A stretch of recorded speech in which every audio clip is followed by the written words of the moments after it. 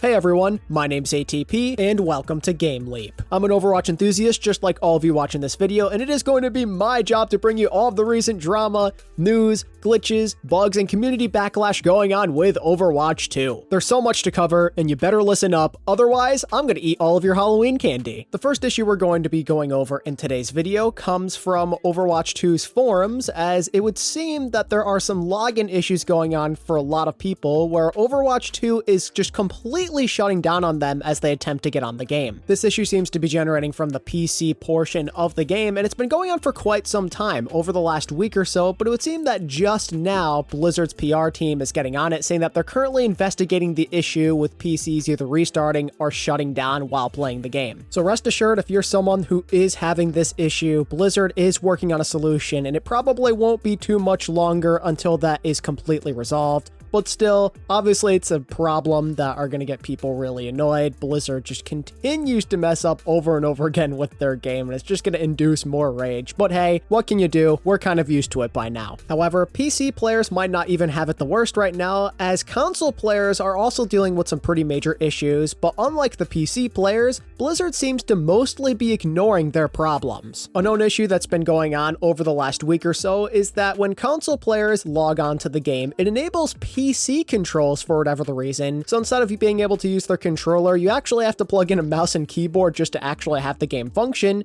So in other words, a lot of console players can't even play the game in its current state. And let me tell you, the console community is not very happy about it. Under one of the posts that Blizzard made regarding the issues for PC players logging onto the game, we have a user saying that, "I guess we console players are just a joke to you." Not a single word to that issue. It's already been a week. As you can see from the footage provided by Jetstream, when he logs onto the game, all of the mouse and keyboard inputs are enabled. You can see the enter to chat button, the escape button and everything, but the PlayStation inputs, all of the buttons on that controller are absolutely nowhere to be found, meaning that the game is literally unplayable and you are just stuck at the main menu. And that was over 7 days ago now, and there's still no word as to what Blizzard intends to do to try and work on this, or if they even noticed the issue to begin with. And under that initial post, there's a lot of other people complaining with the same exact thing, especially on PlayStation 5. We have posts ranging from 7 days ago to just a couple of hours ago, and it's all the same exact thing. People with this same issue, and yet Blizzard seems to be completely ignoring them, as seen by some of the angry responses that you can look at on the forums. Oh, and if you want to talk about angry, then we've got to get into our next topic. As we all know, this community has been up in flames since essentially the launch of this game, whether it be because of the server attacks,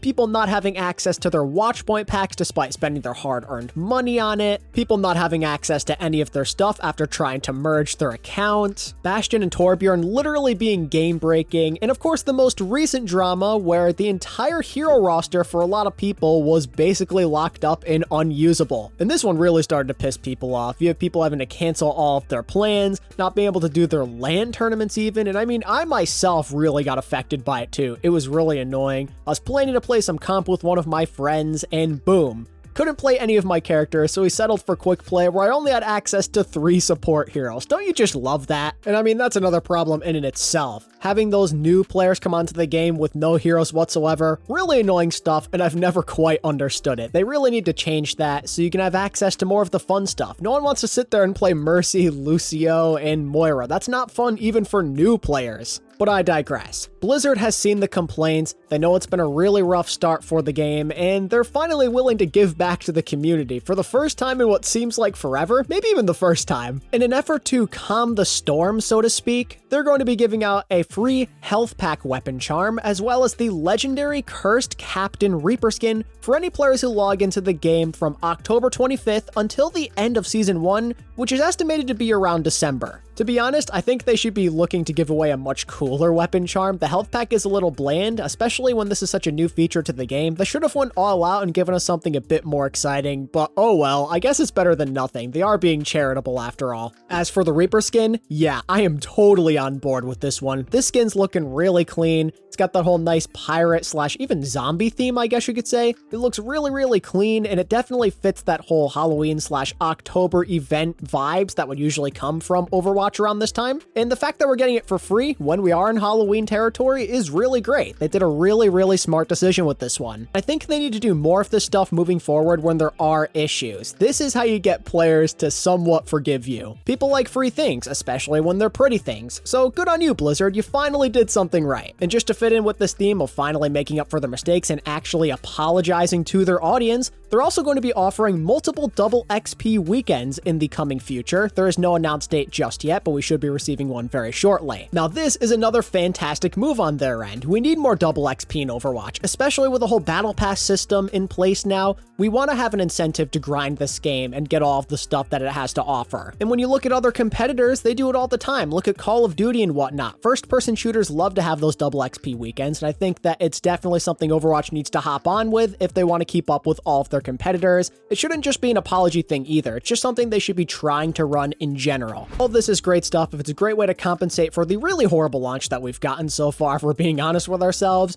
But all of this does beg the question, why did Blizzard wait until now to try and go through these types of methods to get players happy again? Where was this kind of stuff in the Overwatch 1 era, you feel me? You know, a game that we had to spend $60 on? Where was the free compensation then? There's never any free gifts for server issues or not balancing their game properly or making us suffer through double shield and goats and all of that stuff. No. Never. We got some events where we'd win some free stuff once in a while, but that's about it. We never got anything for free and with no labor whatsoever. Like, I'm glad that Blizzard's finally making up for their mistakes and they're realizing what they've done wrong in the past, but the fact that they waited so long is just really frustrating to me, and I'd love to hear your thoughts about it down in the comments below. Now for the final bit of news in today's video, I want to take some time to talk about Genji and the state that he's in for Overwatch 2. I think most people noticed that he was rather effective again during the beta, whether it be the closed or open, doesn't really matter. Overall, because of how much better DPS feels in this game, Genji naturally just feels a lot stronger, and that has resulted in a lot of people being very happy since he is one of the most beloved characters in the community. Having more of your characters be usable in the game is a great thing. That means more meta diversity, more people can enjoy the game in general, and it's just been so long since he's had any sort of use. He had that small patch in 2020 that got nerfed almost immediately, and aside from that, he had been bad for pretty much all of the end of Overwatch 1, the last couple of years we're talking. So in theory, this should have been a cause for celebration within the community, but recently there's been a lot of discussions being sparked about whether or not he should be this strong. Despite all of the happy Genji players out there are a lot of voices from content creators and streamers talking about how this guy needs a nerf and that he's so incredibly broken, and that has also spanned into the casual player base as well. A lot of people seem to have very strong opinions on Genji, even though the guy has just gone through so darn much. In my personal experience, yeah, Genji can be very annoying in this game, and in general, in his current state, his damage output is relatively solid, and because there's one less tank, it's very easy for him to get those dash resets, and you have to think about how there's less shields to shoot at. And with there being less crowd control, that is great for Genji since he is a close-ranged character. But if I'm being honest with you, he's getting way too much heat right now. Let Genji players enjoy themselves, damn it. I know how annoying it is, especially as a support guy, but like, he was bad for so many years. Give these guys some time to enjoy themselves before this character inevitably gets put in the basement again. But maybe you have a different opinion. Let me know what you think of Genji in his current state right now down in the comments below, and what you would do to potentially change him if you think he's broken. Anyway, that's just about gonna do it for me, ladies and gentlemen. Let me know what you think about all of the recent drama and Blizzard's apology down in the comments below. If you enjoyed today's video, be sure to give it a like and subscribe if you want to stay up to date with all things Overwatch 2 related. This has been ATP, and I'll catch you in the next one. Peace.